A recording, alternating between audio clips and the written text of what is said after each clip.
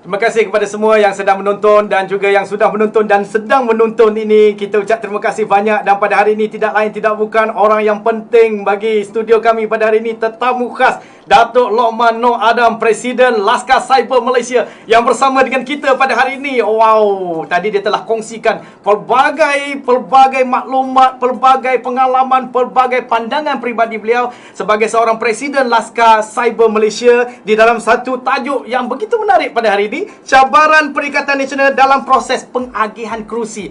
Dan Datuk, benarkah ini mungkin ialah satu time bomb? Pasti. Macam mana Datuk? Pasti. Bagi saya ahli di bawah hari ini sudah nampak bahawa kepimpinan UMNO sedia ada hari ini gagal untuk mempertahankan kursi Perdana Menteri untuk diberikan kepada mereka yang merupakan majoriti di dalam kerajaan. Jadi hari ini kita pula tengok bagaimana menteri-menteri kabinet Muhyiddin hari ini daripada UMNO sendiri dengan beraninya menyatakan bahawa PRU yang ke-15 kita akan meletakkan Tan Sri Muhyiddin sebagai calon Perdana Menteri. Jadi hari ini kita sudah tengok satu gelombang. Gelombang kemarahan rakyat. Bila mana hari ini kepimpinan UMNO itu sendiri seolah-olah bagaikan mahu menjual menjual parti ini, menjual kedudukan UMNO itu sebagai sebuah entiti majoriti di dalam Perikatan Nasional untuk diberikan kuasa yang sepatutnya ada pada UMNO ni. Dengan kedudukan kita yang besar diserahkan kepada PPBM.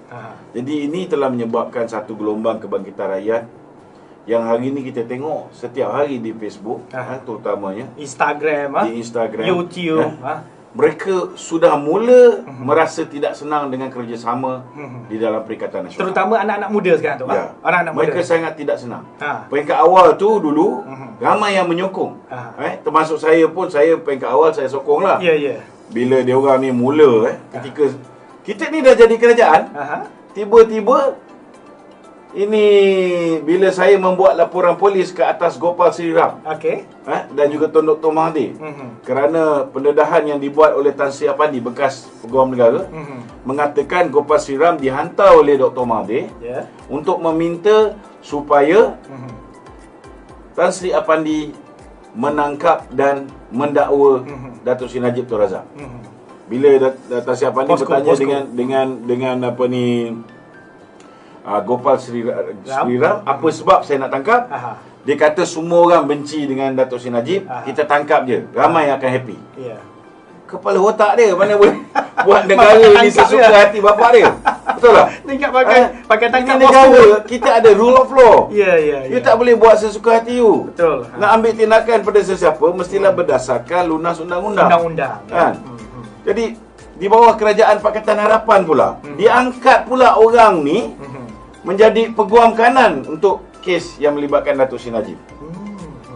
Jadi itu sebab saya nampak bila mana saya buat report polis ke atas Gopal Sri Ram dan Tun Dr. Mahathir, hari yang sama tiba-tiba pihak polis telefon beritahu bahawa AG Chambers, Jabatan Peguam Negara, Siti Zainab lah yang saya sebut tadi tu, mahu mengenakan bond jaminan keamanan ke atas diri saya.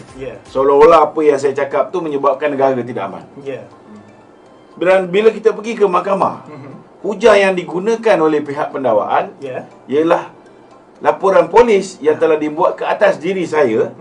Salah satu contohnya, saya menasihati Tun Dr. Mahathir supaya tidak menasihati negara-negara Islam, negara Arab yang bertelagah sesama sendiri. Sebaliknya, saya menasihati Tun Dr. Mahathir menumpukan perhatian menyelesaikan pertelagahan di kalangan umat Islam dalam negara ini yang dia jadi champion.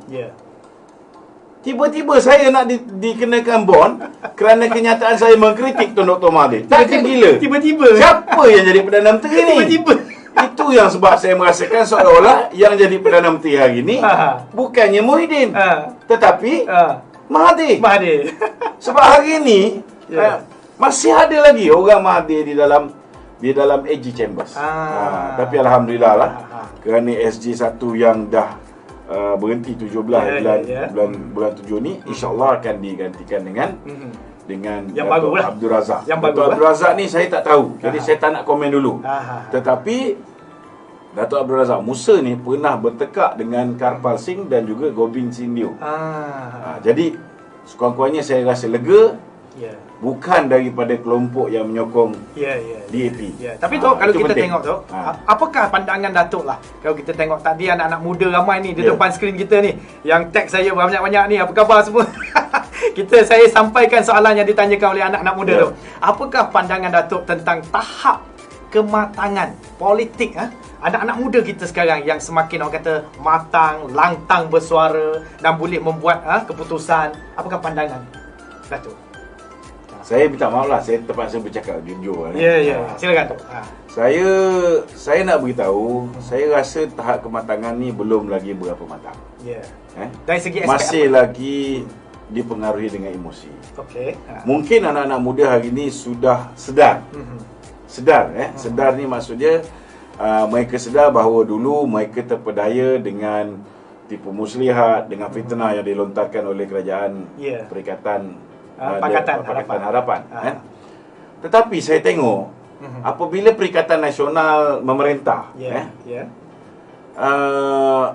trend menghentam membabi buta berdasarkan fakta yang mereka perolehi melalui internet ni masih berterusan. Masih lagi berterusan. Maknanya apabila kita menerima sesuatu maklumat ni tidak berlakunya elemen tabayun ni ataupun elemen untuk memeriksa sama ada maklumat itu betul ataupun tidak. Itu masih lagi tak berlaku. Masih tak berlaku. Contohnya kalau kita tengok kan, ada saja orang cakap pasal sesuatu isu, kita tengok kawan-kawan kita ni mudah terpedaya. Maknanya mudah terpengaruh. Mudah terpengaruh kan. Tanpa usul periksa. Mereka tak usul periksa. Ada setengah-setengah, bukan kata semualah yang dalam kerajaan Perikatan Nasional ni tak bagus. Ada banyak yang bagus. Ada yang bagus. Yang bagus kita kena kata bagus.